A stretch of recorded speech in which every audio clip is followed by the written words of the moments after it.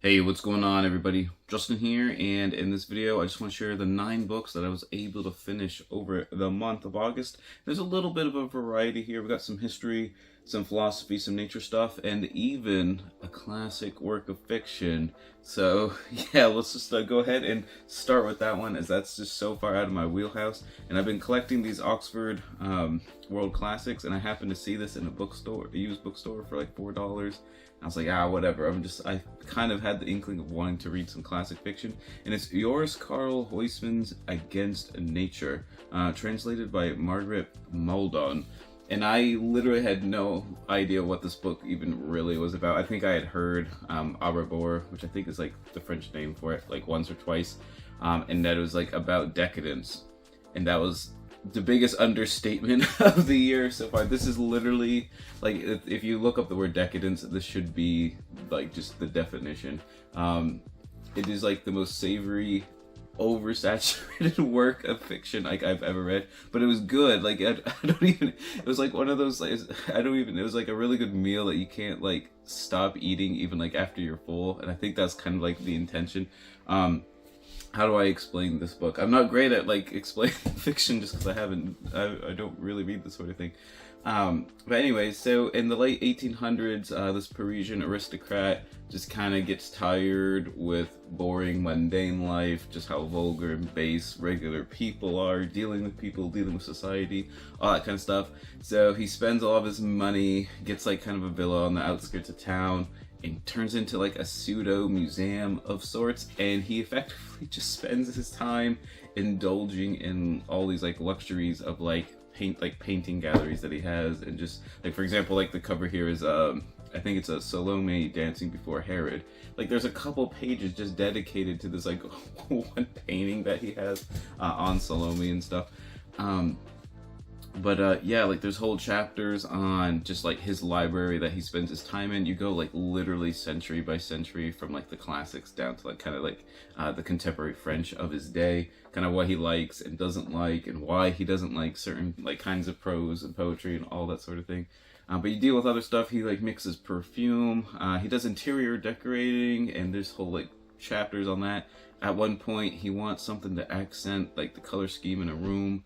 Doesn't know what to do. He's walking around town trying to figure out something to put in that spot, and he finds a tortoise in like a pet store or something, and he's like, yeah, that'll work perfectly. And then he changes his mind, and then he like gilds the tortoise with like gold and gems and stuff. Like, it's so ridiculous, but it's like every chapter is essentially kind of expanding on like all these different like themes and topics, but like I said, just so, I don't know, just rich and decadent. I'll just read like a little short like passage from like the beginning. I think this is when he's kind of like decorating the villa for the first time. He's like getting like the paint schemes down and that sort of stuff. Let's see if I can find it. But one of my favorite colors is orange, so it kind of made me think, oh no, am I going crazy or something? So he's doing the color schemes and everything. Tints of salmon, maize, and rose were also out of the question, for their effeminizing character would interfere with thoughts inspired by solitude. Nor lastly could violets be considered, since they lose their color. Only red survives at night. And what a red! A viscous, winy, vulgar red. In any case, he thought it quite pointless to make use of this color, since by ingesting santonin in the appropriate dosage, everything looks violet, and it is then easy to change the hue of one's walls hangings without so much as touching them. When these colors were set aside, only 3 remained: red, orange, and yellow. The color he preferred to all others was orange, thus confirming by his own example the truth of a theory which he asserted was almost mathematically exact, to wit, that there exists a harmony between the sensual nature of a truly artistic individual and the color that his eyes perceive as the most significant and most vivid. And it just like like every like page is like that, just on like different topics. And yeah, like I said, I don't read classic works of fiction, but this was just like I said, it was just the most rich, savoriest thing I think I've like ever read that I can even like remember. So yeah, maybe I'm missing out by not reading classics. So let me know some, I guess, works of fiction that are classics and stuff that you think I would like, and maybe I'll start giving classics much more of a try. All right, so let's go into something more into my wheelhouse and stuff. So we got Alexander at the End of the World: The Forgotten Final Years of Alexander the Great by Rachel Kauser, and this was sent to me by Mariner. So thank you to them for that. Unfortunately, I wasn't a huge fan of this book. It was not bad. It's kind of dealing with the last 6 or 7 years of Alexander's life. It starts with sort of the conquest of Persia, and then dealing with his farther eastern conquest up to his death. So you don't have necessarily a lot on the campaigns of like Gaugamela crossing the river over to Asia and everything like that. However, I will say, like, the campaign stuff, the political narrative was actually pretty well done, and it's kind of nice to have a focus kind of more like on India and like Afghanistan and that sort of thing, rather than just kind of like the Persian heartland you read about all the time. However, the kind of the main narrative of the book, that Alexander was this sort of she definitely goes on the theme of like kind of the brotherhood of mankind shtick that a lot of people kind of give to Alexander, on how he wanted to like kind of unify all the cultures and make this kind of really nice, not utopia, but just like, you know, kind of vaguely progressive society and stuff. You can just tell like she must have like a poster of Alexander on her wall or something. Like she doesn't gloss over, necessarily skip over like his faults and all the problems that he does. However, they're just so outweighed by, or kind of couched and languaged, that all his mistakes really like kind of either helped him in the end, or it wasn't his fault, or that's not really what it was meant. And, you know, everything is like defended quite highly. But just like for examples of Alexander murdered Clitus the Black at the Macedonians love their kind of like their feasting banquets where everyone would just get like drunk and eat a lot and stuff, right? But during one of these, he killed Clitus the Black, who was actually like a pretty prominent soldier who literally saved his life in a battle. He cut the arm off of a Persian that was about to like, you know, kill Alexander. Everything like that. They got in like a verbal argument, you know, and maybe Clitus was probably wrong by talking back to the king or whatever. But Alexander just gets pissed off and takes a spear and just runs him through while he's like unarmed. So, you know, he goes into mourning and stuff, and the author kind of is like, well, he did his like repentance, so it's like all good, and everyone's just like fine with it. And it's just like, what planet are we on? The march through the Gadrosian desert is kind of glossed over. Like, it's not glossed over. Like I said, it's just the actual scale just doesn't come through. Like I said, more Macedonians died in that march through the desert, which really didn't need to happen. Like, and she kind of says, well, yeah, the campaigns took too long before, and he probably should have like not did it. But he's like still did it, and then she tries to like kind of like word it as like, you know, he's still like this great like leader, and he suffered like with them and stuff, but things like they didn't have to be any suffering and all that stuff. And it was really like the admirals that, you know, like messed up by not following along properly. But and then what's the other one? Oh yeah. And then, for example, there is a scenario where he's besieging like a fortress. Eventually, the queen of the city and the garrison and the mercenaries they have employed, they all agree to like a truce, and the city surrenders as long as, you know, people can like leave under arms, everything like that. So if they let the mercenaries go, the queen comes out and everything, and he lets her like still rule the city like under his like sovereignty and all that kind of stuff. So everything's like all well and good, you know, it worked out. And then he just bushwhacks like the mercenaries that were like that had like left like under like good terms and under arms and everything. They were just like, you know, they just marched away and everything, and then he sneaks up on them in the middle of the night and like kills them all. And she doesn't even like have a remark. It was just like, I think the only remark was like some ancient historian said, well, that was an option like available to him, and apparently just because that was an option, that's just like the best thing to do. I don't know, like I said, I'm anti-Alexander, so that's probably just me like over-reading everything that like, I didn't agree with the book. But like I said, there's just everything is covered, but like it is very like kind of pro-Alexander, and everything's kind of just, like I said, phrased in ways to kind of make him come out in like the best light possible, despite like all his like crazy setbacks, and as far as like kind of like personal failures and like the few bad decisions that he made like militarily and all that kind of stuff. But yeah. Next up is another book I've sent. This one was Fall of Civilizations. Let's see, Stories of Greatness and Decline by Paul Cooper. This was sent, I think, by Hanover Square Press. So thank you to them for that as well. This one, it kind of just each chapter deals with the fall of a civilization. You got the Incas, for example, the Aztecs in South America as well. Ancient Rome. Let's see, what else? Let's see, might as well just like list a whole bunch of them. Let's see, Byzantium, Easter Island was kind of interesting. Assyria, the Sumerians, Han China, Carthage, for example. I did like how he included Carthage and everything.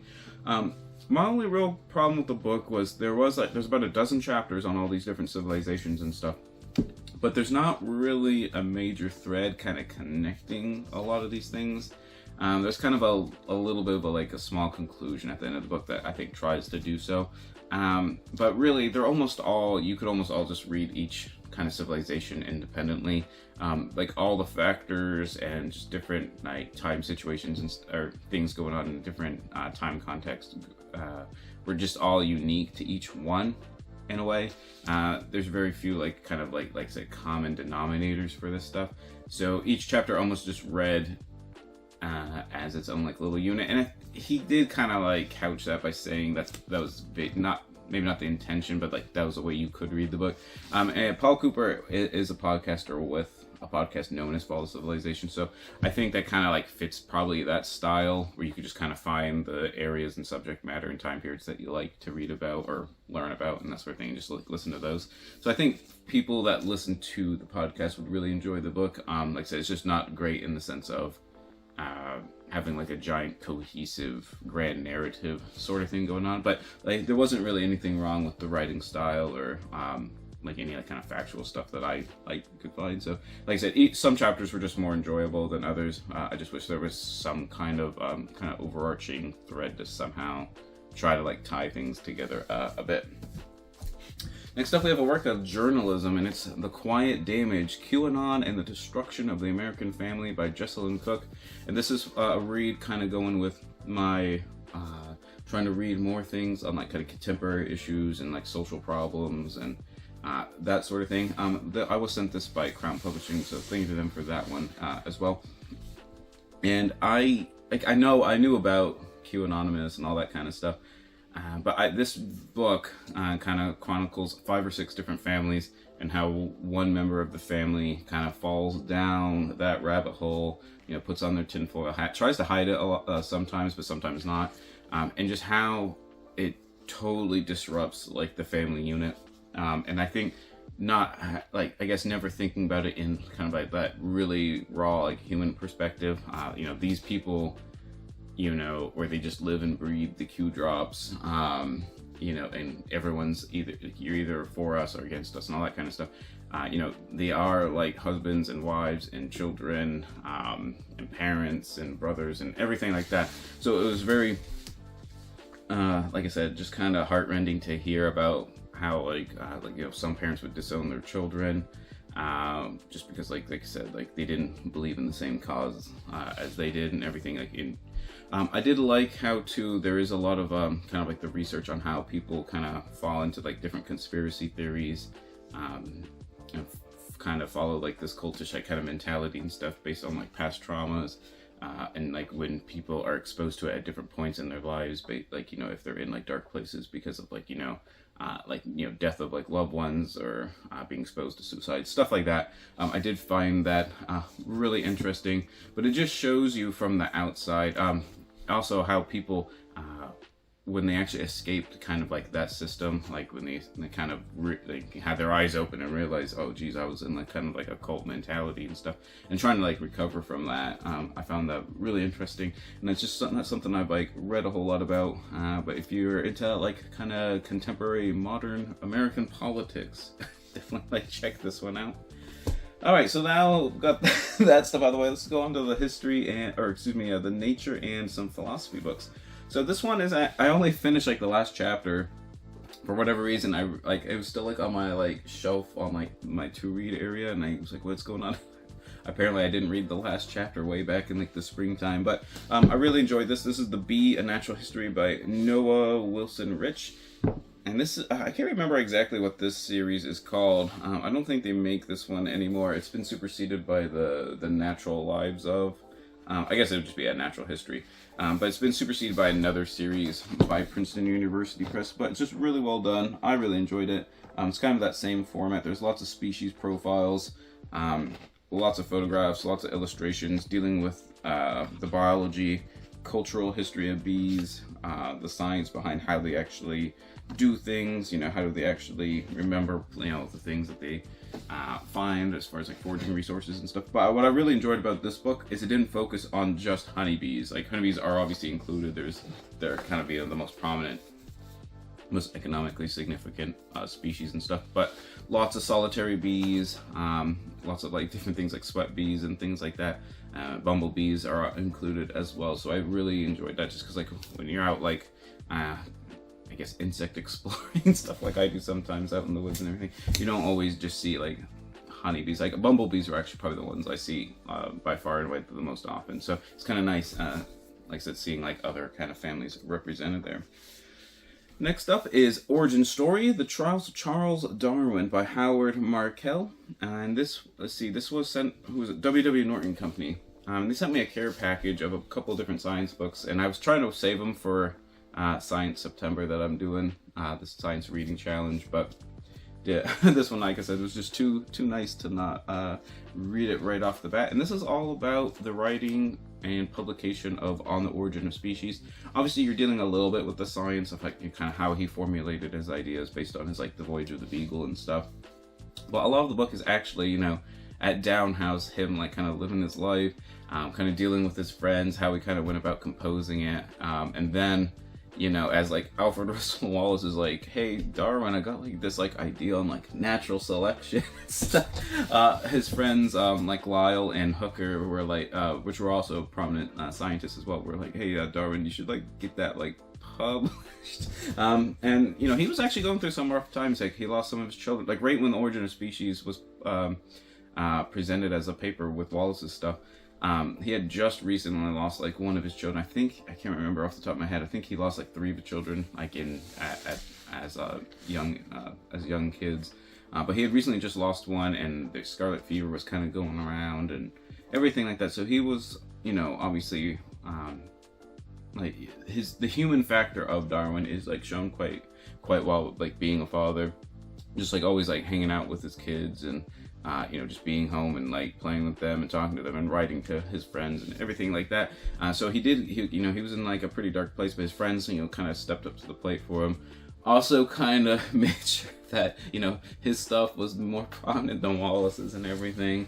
But he kind of gets into that as well. But also after the publication, kind of all the different media hype surrounding the book.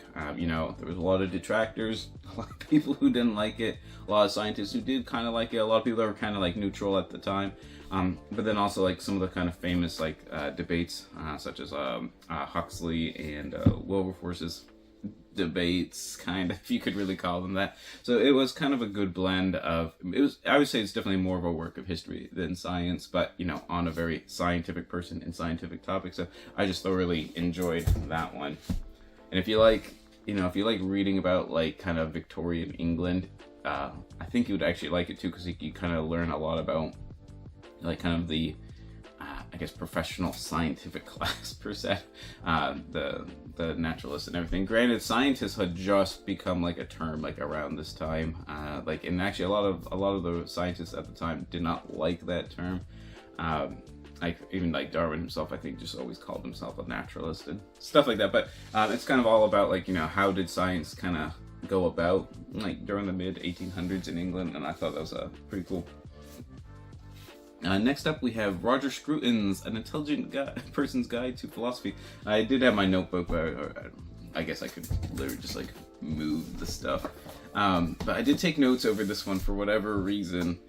And I had heard things about Roger Scruton, and granted, that's even the wrong notebook, so don't ask me why I did that.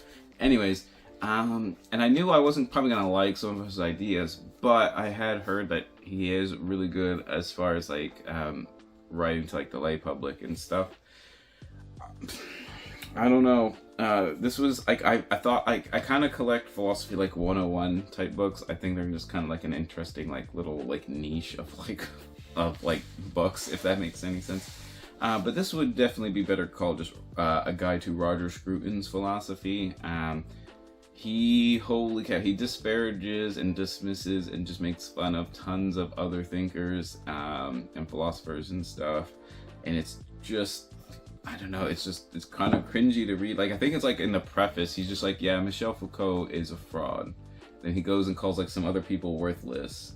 And then he calls like some of other people's like research as like useless like papers and waste of ink and everything. And then he does that like on tons of people. So it's just like, but he also like presents some arguments, and he's basically like, yeah, you don't really need to know all the ins and outs. Just take like my word for like this, and that sort of thing. And it was just like, I'm not sure this is really like how you go about doing like, you know, an intro to philosophy kind of thing. Like usually it's, here are some like philosophical quandaries and like things to think about, and here's a bunch of different positions, and like go reflect on them, you know. Whereas this was like, yeah, here's the issue, this is why like my thought is really the right one, and you shouldn't like really question that. And it was just like, oh, what is going on? Next up we have The Ethics of the Climate Crisis by Robin Attfield, and this was sent to me by Polity. And Polity is like becoming my favorite like kind of philosophy, humanities, sociology kind of like book press. They got tons of really cool stuff. But yeah, this was I did take like, granted, like I said, I'm too lazy to like go over and get my other like book journal, but I took I think like 6 or 7 pages of notes, and it's only like 130 pages or something. I don't know. I don't take extensive like actual like notes in the margins and things, but just like little bits here and there. But I write more in like the journals and stuff. But this was just fantastic on just thinking about the kind of the ethical quandaries that are going to arise if things don't change, but also dealing with, you know, the ethics of like kind of the current time period. How should we be kind of addressing where like the burden lies as far as like individuals, companies, governments, all that kind of stuff on kind of the issues at hand, after he kind of lays out the science and stuff, but also like different, not really even hypothetical stuff, but like, you know, like certain island nations when they go underwater, ethically, what is the most, you know, ethical thing to do for them if they lose their sovereignty because their literal nation has like fallen under the ocean? What do you actually do about that to be equitable and stuff? I actually went into like a deep dive, maybe not a deep dive, I think I did a 10 or 15 minute like more thorough review with my notes and stuff, so I'll leave a link up there so I can explain that a little bit better hopefully in that video. And then lastly was the August read in my philosophy Discord, which was Descartes' A Discord on the Method. I was trying to read this one and his Meditations on First Philosophy, but that one's a little bit longer, and I just like did not end up getting to it. I will say it's really well done. I love this Oxford World Classic edition because there's, I think, like a 70 or 80 page essay at the beginning. Let's see, like 74 or 75 pages or something like that, essay at the beginning, and I felt that actually helped me a lot with kind of the context of the era, like the early 1600s that Descartes was writing in and stuff. And I will say his writing is very like cogent and lucid. He's the one that came up with, you know, I think therefore I am and stuff. I feel like this is definitely a lot more impressionable like when you're first reading philosophy, like, you know, like it's like a freshman in college or in high school or something like that. Like I just and then in the Discord, a lot of us like kind of agreed like some of the arguments and reasoning really just like don't add up, like hold water anymore and stuff. But the major thrust of the book is trying to build like a foundational knowledge on just like rational a priori thinking, kind of going against like empirical, like you don't need empirical evidence and stuff to kind of like get going and started and everything like that.